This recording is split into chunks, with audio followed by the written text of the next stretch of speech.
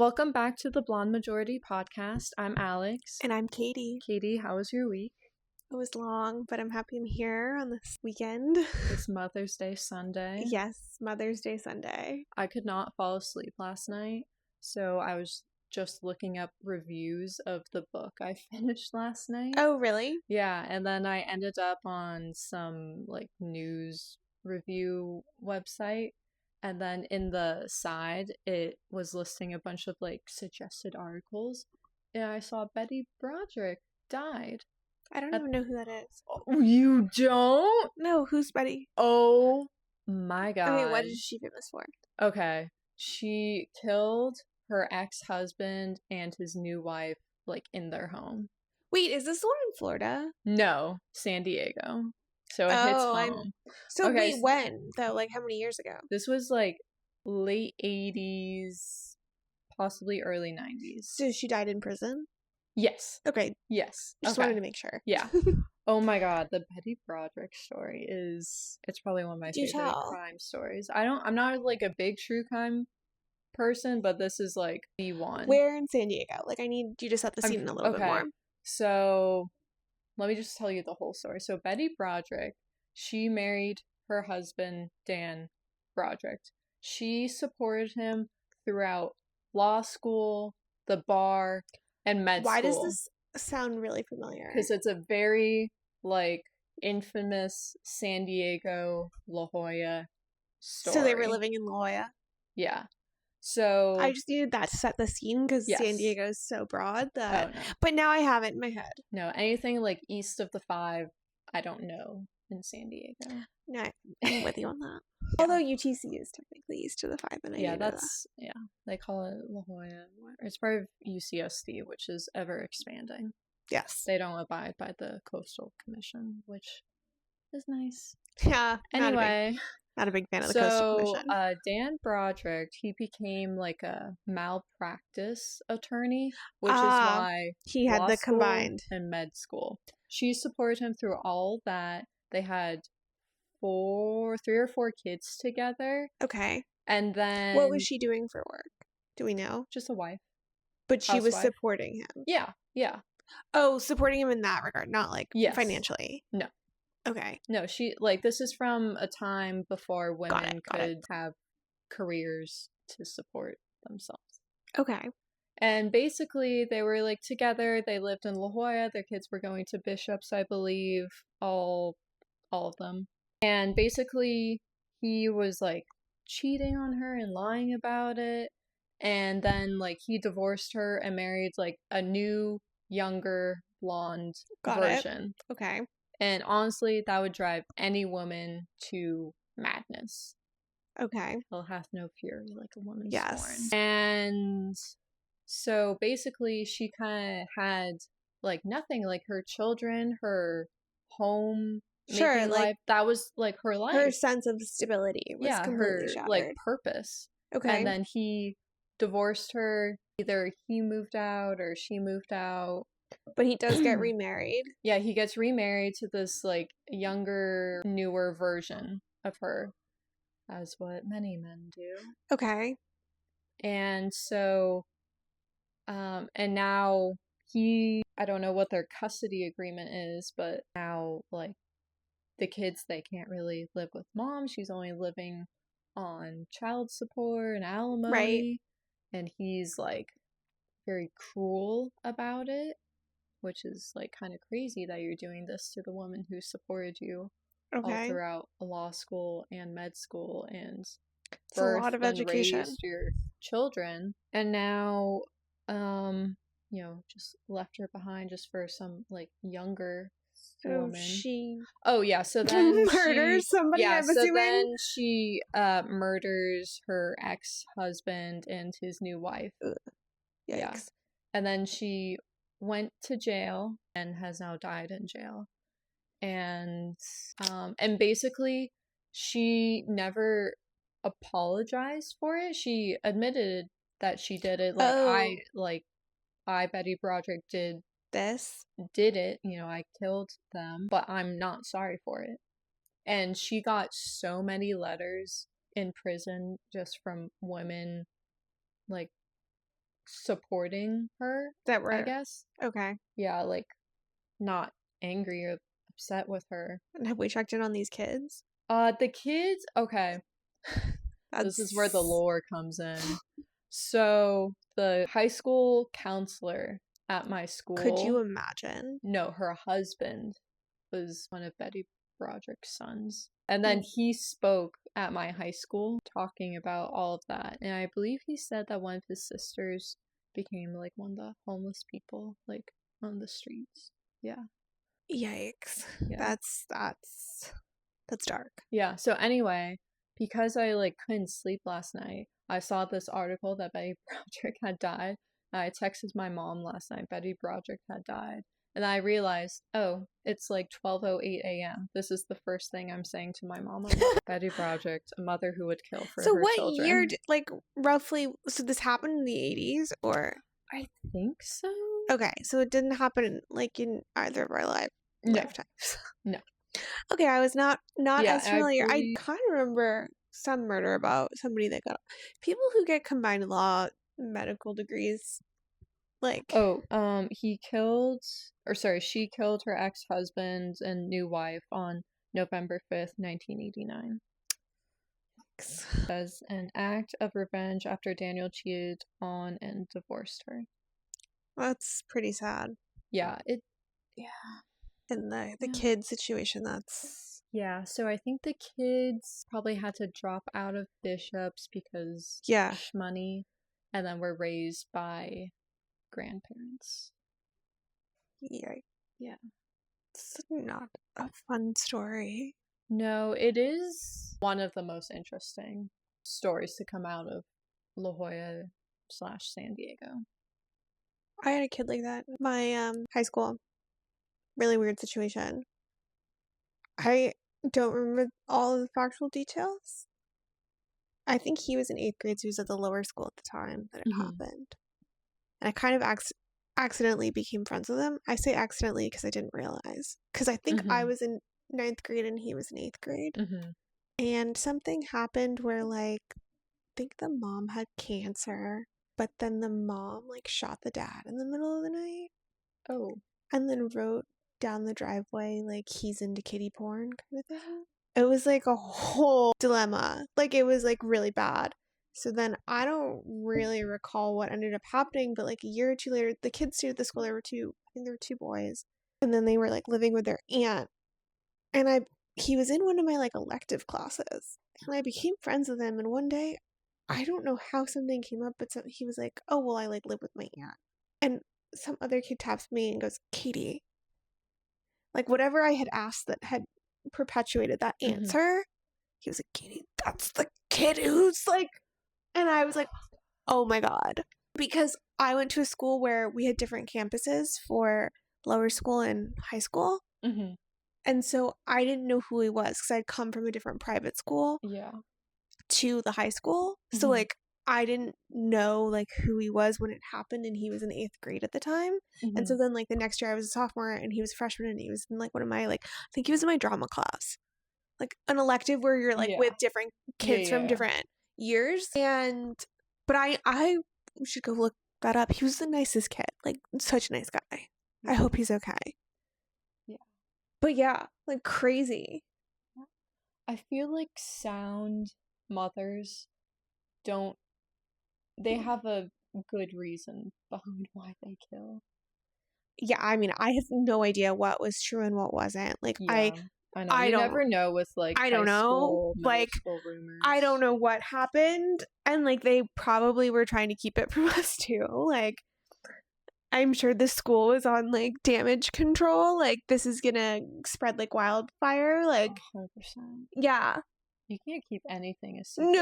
No. So that was oh my God. But that's the closest I've come from. I hope he's okay. And then there's, like, another one. What happened? Oh, you know Gianni Versace? Yeah. You know how he was, like, killed? Wasn't he murdered? Yeah. In Miami? Or am I making that up? But who was he murdered by? Andrew Cunanan. Who's that? Alumni. Oh. I'm like... a fellow alum. I think he was death by cop suicide. Or suicide by cop. What do you mean by that? You know, you like go Go out like in guns front of blazing a-blazing. so that they have to shoot you. Yeah. Or he killed himself, I don't know. Whatever Ryan Murphy portrayed in the series is what I remember. His team, they were like reaching out to us. To be like, Like, what give year us did that information. happen? The show? Yeah. Well, no, the murder. 80s? So Okay. it was very like Art Deco-y, you know, Got it. the blues and pinks in Miami Yeah. era. And what then was he obsessed with him? Is that why he killed him? I think gay and obsessed. Got it. Yeah. Got it. That makes Also like drugs. Yeah, right. Like you can't be of sane mind to do that to somebody that you probably don't know. Or did he have interactions with him? In the series, it portrayed it like they had a familiar knowing of each other, like a bit more than acquaintances. Like, were they on the same scene? Where, like, yeah, in the series, it like portrayed like Andrew was like going up. He was trying to make a name or become like established in that scene, become like a little social climby, but like back in the day where did he have like a skill set of sorts, or was he just trying to be a socialite? I think he was just very charming, smart, clever, like charismatic, cunning, manipulative. Yeah, great. Drug not free. a real skill in life. Yeah. I think it's a good skill. It's a skill when used for like a purpose, but like if you're just going out clubbing and you're like, oh, I don't like it when it's used maliciously. Sure, exactly. Yeah. Yeah. Yeah, let's get into some like happier news. I guess this isn't happier news, that hantavirus on that cruise ship, which is, I guess, off the coast of Argentina. 3 people died. Yeah, that's how Bay Project died. The prisons would probably need to go to the CDC after that one. Hantavirus. Please, I don't know. We don't need any more viruses, please. Just wash your hands with soap. Don't touch your face. We're good. Oh, I also saw yesterday that Frontier Airlines ran into a pedestrian. Yeah, I know. The wording of that is quite interesting. It just means... This is different from Spirit? Yeah. They're both in the news this week. Frontier Airlines was taking off at Denver International Airport when somebody, like, I think hopped the fence, ran onto the active runway, and then ended up in the jet engine. They died? Yes.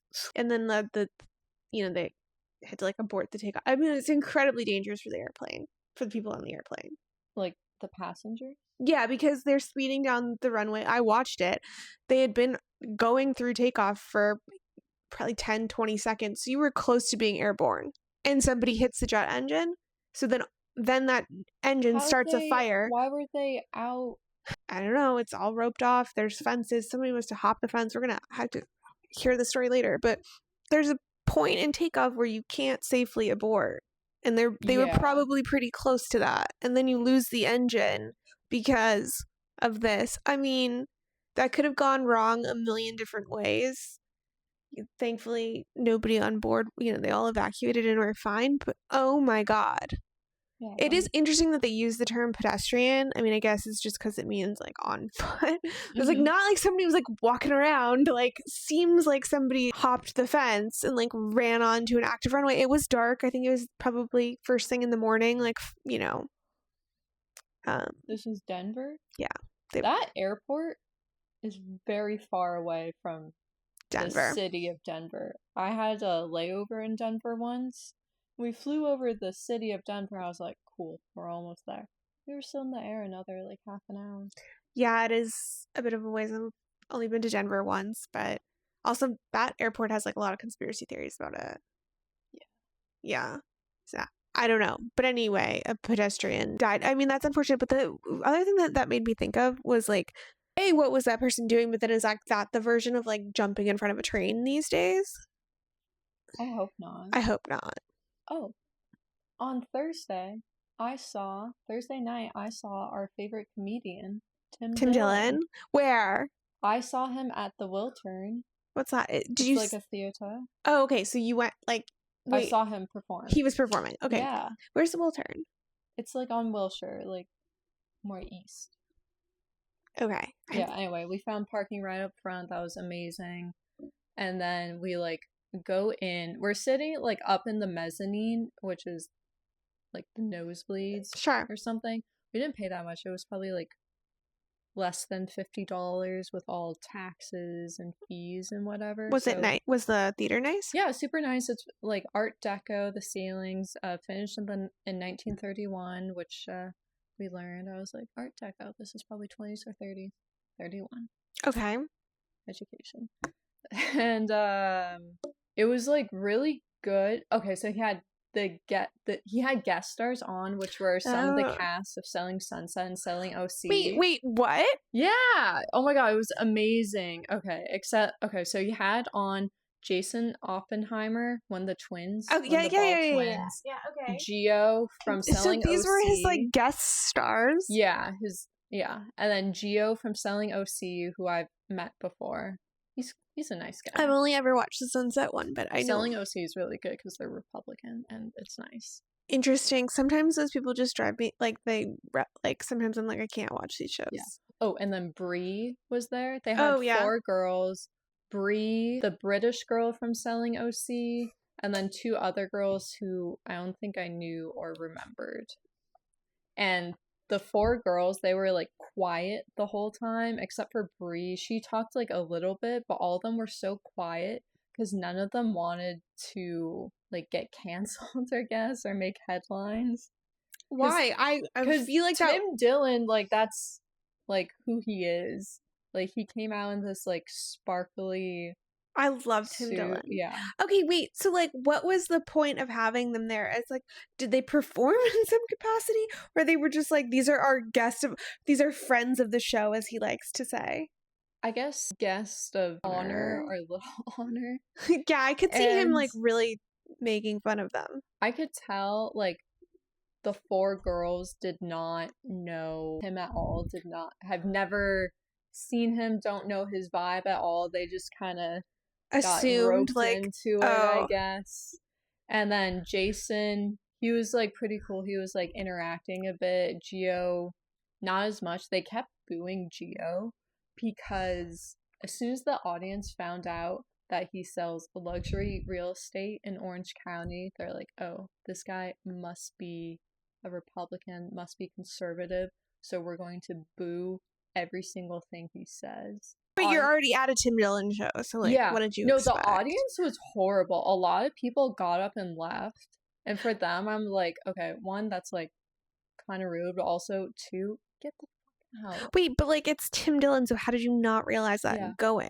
I have no idea. Like, why are you buying tickets? Why are you spending like $50+ to see a comedian and you like are offended? I mean, there are some comedians that are bad. Like, I have been to bad comedy shows before, but like Tim Dillon's good. I've seen him several times. I've seen on New Year's twice, like probably another time as well. I just feel like he's a big name too, and like did people really not understand what they were getting into? No, people were booing. What kind like of actively jokes? Like they were just booing the guests, and then there was another guy who was just heckling the whole time but very loudly, and then Tim Dillon was like, can security come out and like shoot this guy?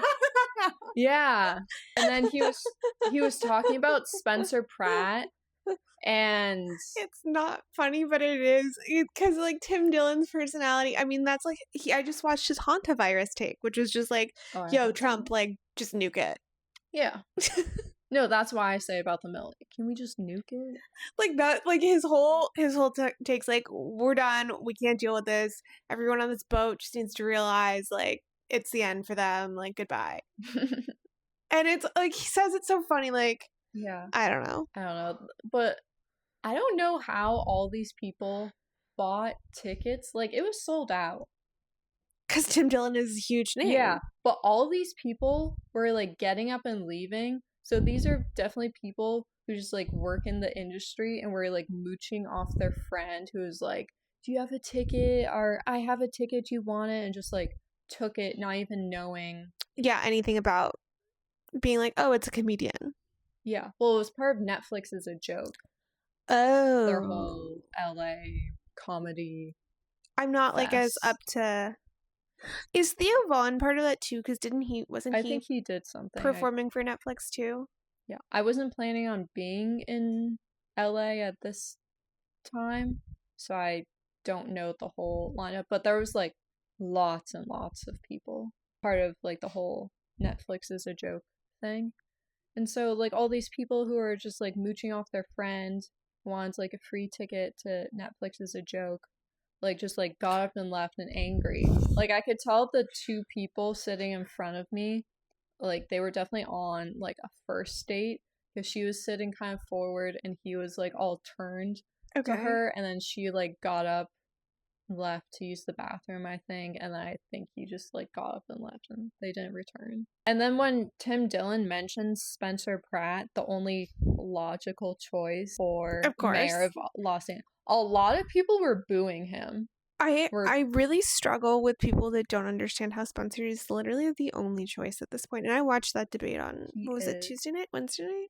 Yeah, I didn't watch it because it was at 5 p.m. Yeah, I know it was quite early. It was at 5 o'clock and it was only an hour. Interesting. It was not long. I was like, wait, we're done? Yeah. And then it ended so that there could be the governor's debate, I think. I did not stay tuned for that.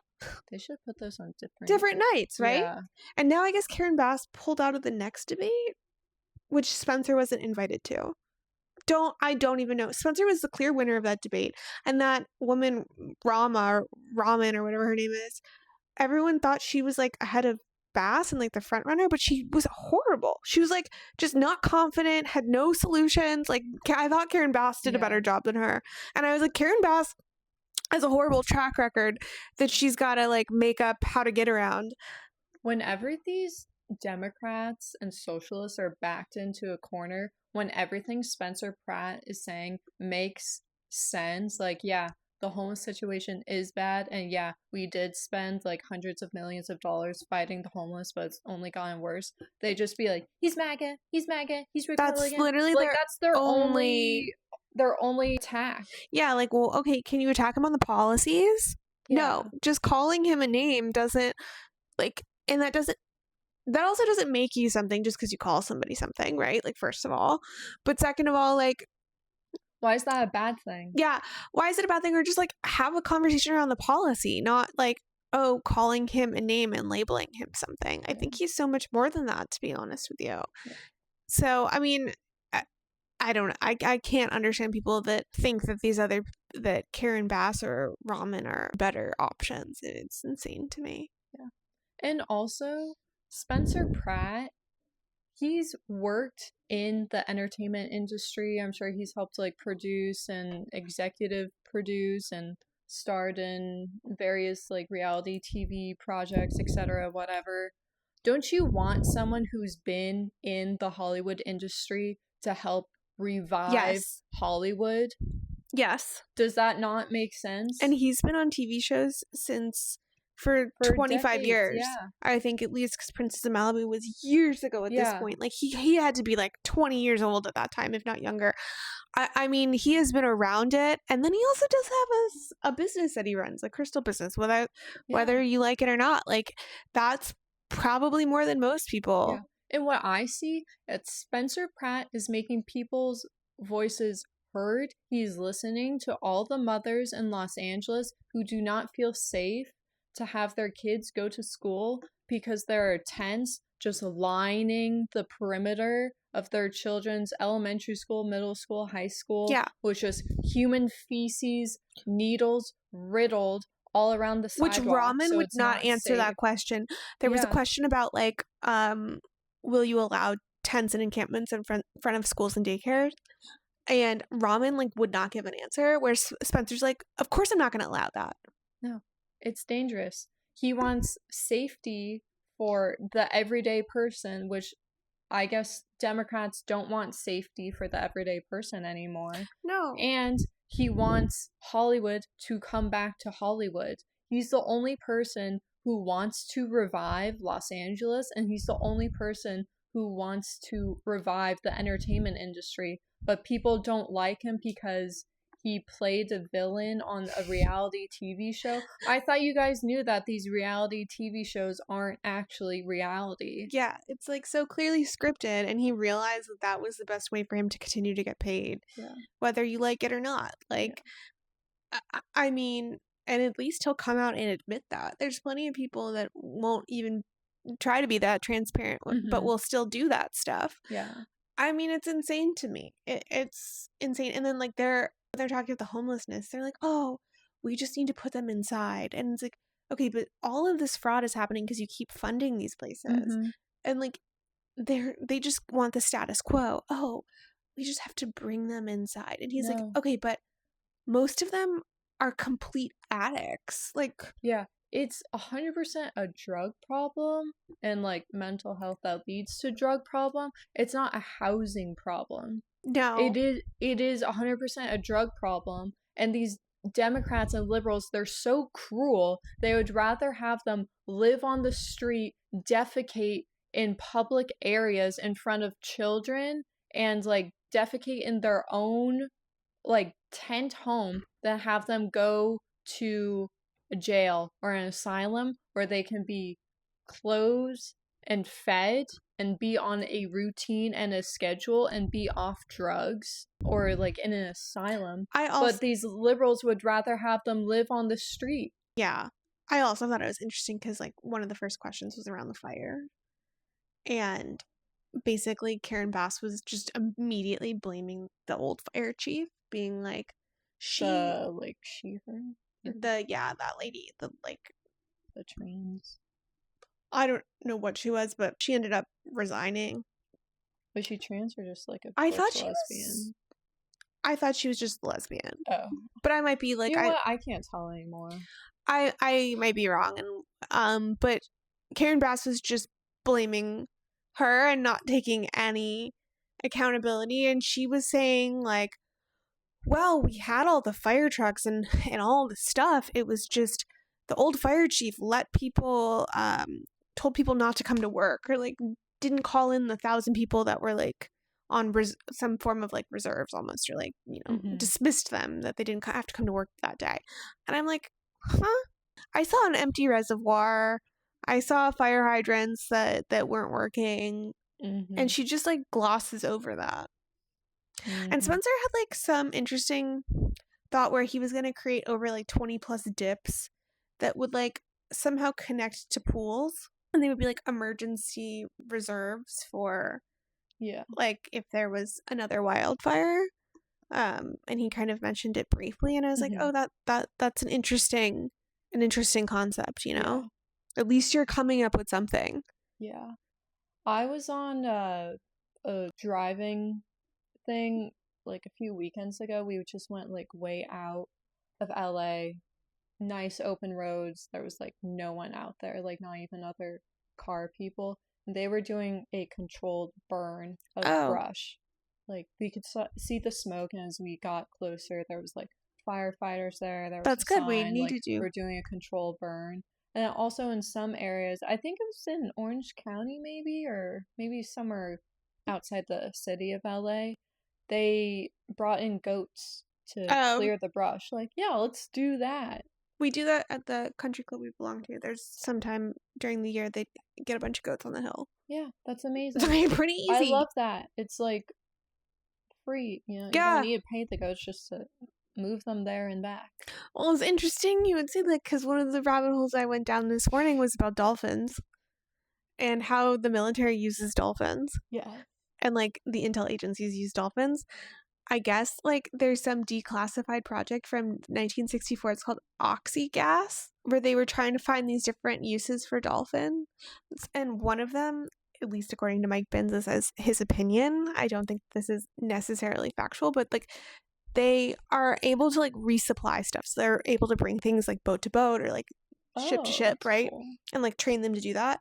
And then they're also able to like detect mines and stuff like that. I guess they've like trained them.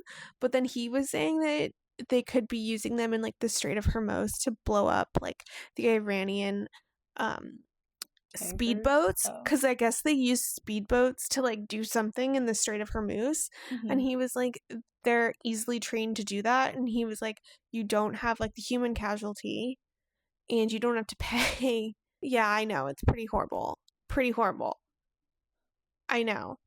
They don't have like a dolphin grenade, or they just like I don't know. Can flip throw it with and their then like run. No, they flip it with their Their tail. tail, or do they just like stick it underneath the So- speedboat and then swim off? Who and knows? then But it was an walk off all interesting. James Bond style. Yeah, I really do hope that the dolphins are not being harmed, but I am afraid that they probably are being. So it was an interesting thing. Wait, speaking of dolphins, have you ever seen like a human brain next to like a dolphin brain in like a diagram? No. Okay, the dolphin brain is like way bigger. It has more of the brain, Okay. whatever this part is of your brain. Sure. That's like way bigger than brainstem. So it just looks like much, bigger Like in maybe they comparison could to do a more. human brain. And someone was like, wow, what if we like taught dolphins physics? Like, what if dolphins knew physics? I'm like, dolphins are too smart to waste their time learning physics It's or so calculus. they're such interesting animals because they like are always awake and like half of their brain sleeps. Yeah. And also, if like a woman was to give birth, because only human women can give birth. Yeah. Female Shouldn't human. really be that controversial, but Oh god. Anyway, like when a woman like gives birth in like water in like the ocean and dolphins are nearby, the dolphins will like come approach. oh, interesting. Yeah. I mean, I've never really thought about that. Yeah. I'm scared the sharks would too. No. I mean, I don't From the know. blood. I think it depends what waters you're in. I mean, Is there blood? I don't know. I don't know. I assume there's blood, but what do I know? Never done it. I feel like I had some more topics in here. I'm trying to use my phone less, so I don't know what's going on in the world. There were some UFO disclosures, but I didn't really see anything like that interesting in there. I didn't go through it. I think it's going to be like the Epstein where it's in parts. Oh, I was listening to this conspiracy theory podcast last night. And I was like only half listening to it because I was going to sleep. But I didn't realize there was a conspiracy theory about the Salem witch trials. Which I'm not like a Salem. How is, like LSD? Oh, I haven't heard that one. Oh, tell me yours. This one was that like this one family, the Putnam family. I read The Crucible. I have not. Really? Really didn't like the Porter family, but they wanted their land. And I guess if you were convicted of being a witch, the state would forfeit your land.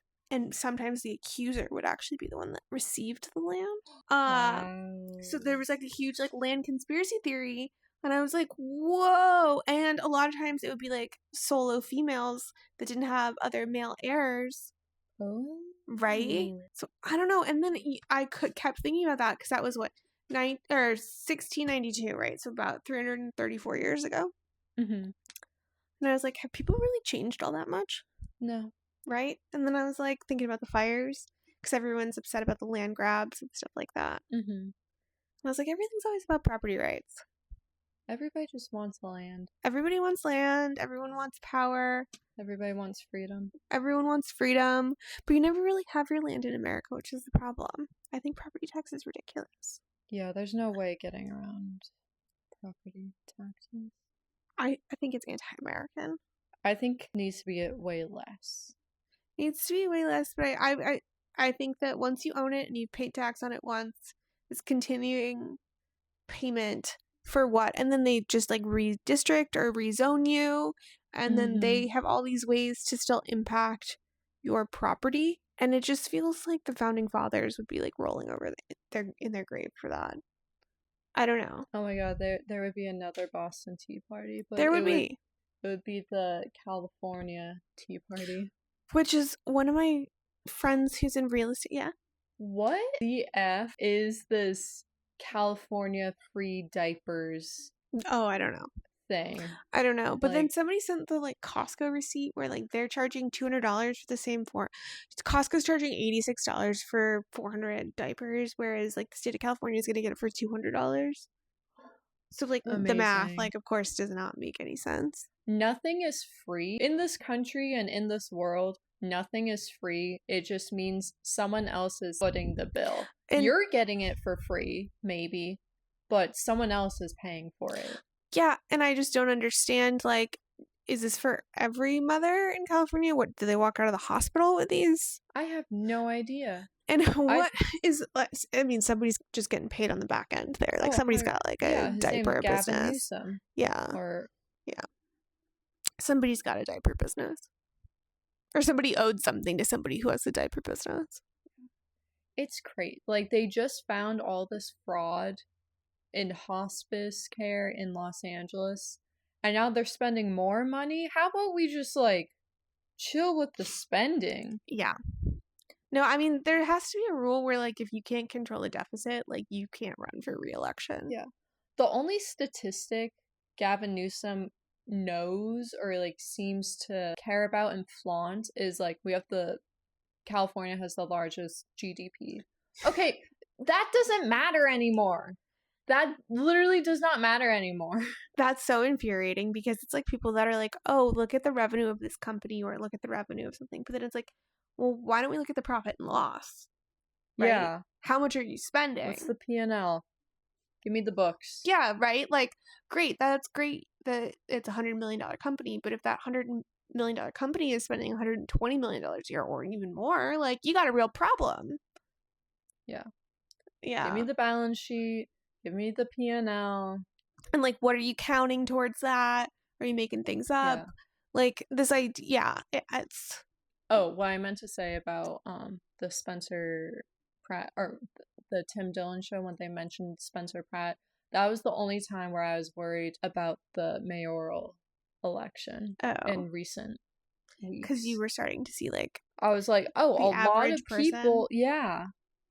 Yeah, and you signed up to come to Tim Dillon and you still feel this way? Yeah, that is shocking. Yeah. It's like these grifters who just, like, got a ticket because their buddy was able to get them a ticket. You are a freeloading grifter, and you're the reason why you cannot get a job. You're the reason why it was cheaper for them to film Baywatch in Australia and fly everyone out there. I know, that's... The cost of filming in LA is absolutely insane. The cost of anything in LA. The cost to start a business in LA, like, all these restaurants and businesses that survived, like, almost 100 years, like, they've proved they know how to run a restaurant. This isn't a restaurant that went under, that opened, like, 2 years ago, 5 years ago. Sure, yeah. These are, like, establishments been around for decades that are now shutting down. Nothing's changed really except the increased cost of everything, of food, labor, all the permits. And it's not like one or two, it's like a bunch, right? Yeah, it's everything. Yeah, it is problematic, and Gavin Newsom and Karen Bass don't seem to do anything that actually would rectify these issues. And then, like, if they lose, like, they can just stay at Kamala Harris's $8 million place in Malibu. Yeah, so what, that place didn't burn down, I guess, I'm assuming? She bought it recently. Yeah, but, like, did it survive the fire? Or she bought, like, a new house recently. Like, I think within the past year. Yeah, but, like, did they buy it from somebody who survived the fire, or, like, it wasn't rebuilt, right? As far as I know, it was, like, always standing there. Yeah. I guess there's, like, a New Zealand toy company baron. It's, like, two brothers that have purchased a bunch of oceanfront lots in Malibu, and people are calling it a land grab because they want to build modular homes on them from China, like prefab, like shipped in parts. Like, think when you're driving down your highway and you see the oversized truck with a mobile home on it. Okay. These are supposed to be luxury versions of that, but still, people are pretty upset about it. Yeah, I don't know. I don't think anyone from China should own any sort of real estate or land in America. Did you hear about that surrogate thing that happened in LA? I don't think so.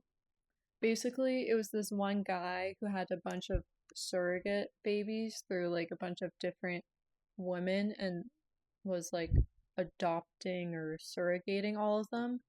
And they only noticed because the people in the like surrogate department office like noticed like the same name over and over again, like very frequently, like on the paperwork. And then they sent in like the feds or whatever to be like, what's going on here? Yeah, and it was like very bad. And I think the birthright citizenship does need to change because if all you need to do to be American and to be able to vote in US elections is just to be born here, other countries are going to take advantage of that. No, I think that's and they important. have been. Because we want people who are here for the American values and the Yeah. things that we stand for. That's why American history is so particularly important, right? Like Revolutionary War, learning about our founding fathers. And so, we all have to be united on that culturally, I think. Like, and that doesn't matter. Like, and that's, I mean, look at immigrants who've come here over the last 100 years. Most of them came here because they were in line with those, like, fundamental values. So, like, I'm not, trying to be anti-immigration by any stretch of the imagination. I think that immigrants have made this country. But in the same vein, you have people that are just popping up being like, oh, well, this is really easy. And, like, they might not be here for the right cultural reasons. Yeah. And it's difficult if America too. really is a horrible country, why are you coming here? Yeah. You can go back to your home country or literally any other country in the world. Well, a lot of other countries don't have birthright citizenship. Yeah. Well, apply to become Canadian. Apply to become Swiss. Apply to become like a British citizen. Yeah. Okay, America's bad, leave. You can leave. No one's forcing you to say. We don't want you here. If you don't like it here, you can leave. You can easily leave. Yeah, I mean, I think we got to revert back to some of the things that our founding fathers wanted. Yeah. And yeah, this is the 250th anniversary of America, and I hope to be in Orange County for it, where there's real Americans. Didn't somebody cancel the 250 fireworks or something? I want to be around Republicans, not around fucking liberals. I don't leave the house, so I will not be celebrating. Well, you should. I do leave the house a little bit, but 250, that's a big year. Yeah, but it needs to be redone. I'm getting so annoyed by how many different regulations we have, and I kind of think we need another Tea Party, like Boston Tea Party revolution, because I think things are getting out of control. Yeah, your taxes, I don't know how anyone survives. Yeah. Oh, and now they've opened that subway that goes through Beverly Hills. It's open? Yeah, I think it just opened. The one on Wilshire? Yeah, from downtown, from Skid Row to Rodeo Drive. So... How much did that cost, I wonder? Oh, God. I didn't realize Over $1 billion. I didn't realize it was open. That's crazy, because we both live close enough to that. How do I not realize that that's open? I only know it opened because of TikTok. But just wait, there's going to be a stabbing very soon. Beverly Hills already has a problem, to be honest with you, because do you follow that Streets of Beverly Hills TikTok? I've seen some of there. Yeah, there's always robberies and shootings and stuff. Yeah. It's not that Beverly Hills is that nice. It's just that Beverly Hills is nice. And they decided, we're going to keep it nice. And then the surrounding areas are bad. Yeah, and they're not doing anything to make it safer, which is the hard part about this. This is yeah. Yeah, Spencer Pratt just wants the streets to be safe for families. And people are very against that for some reason. I'm sure he wants nightlife in LA to come back.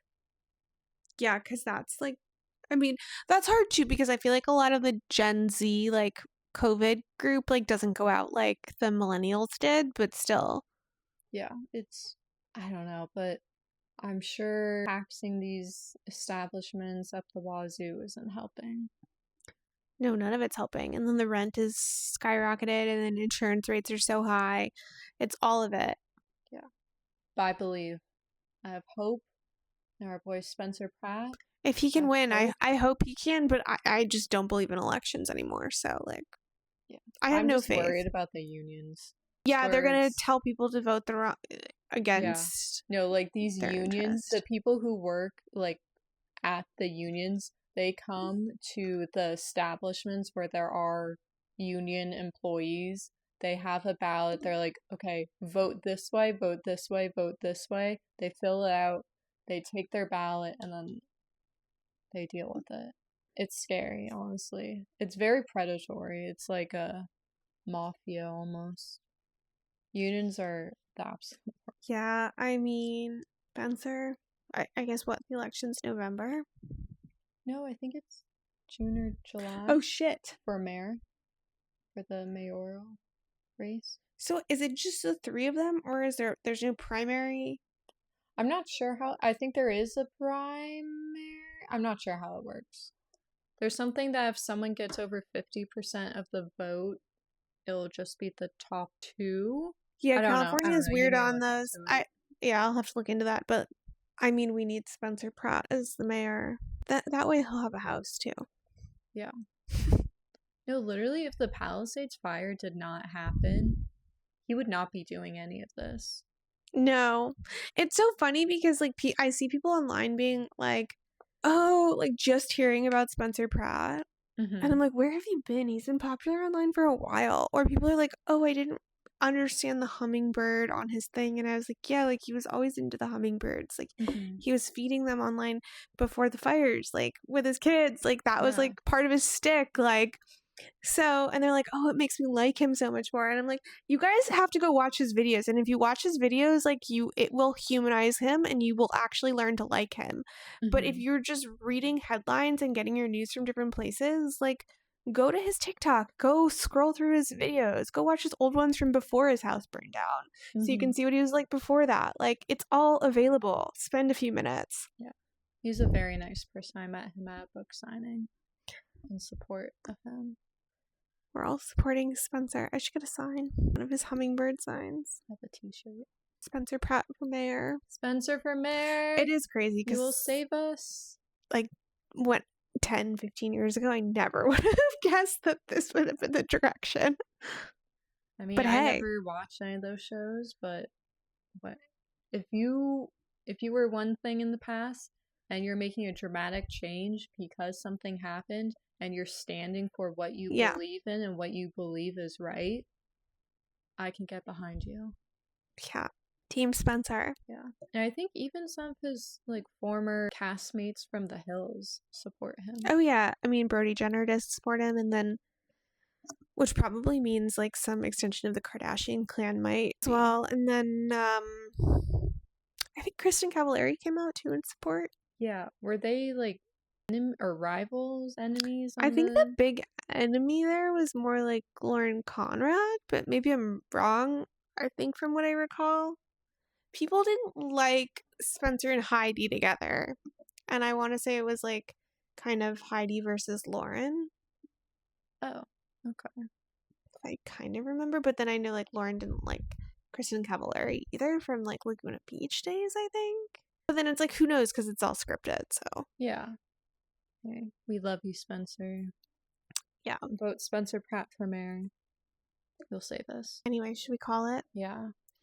Right. Thank you again for joining us on an episode of the Blonde Majority podcast. I'm Alex. And I'm Katie. Like, follow, subscribe, comment, share. Yeah, and we'll see you next time. All right, bye.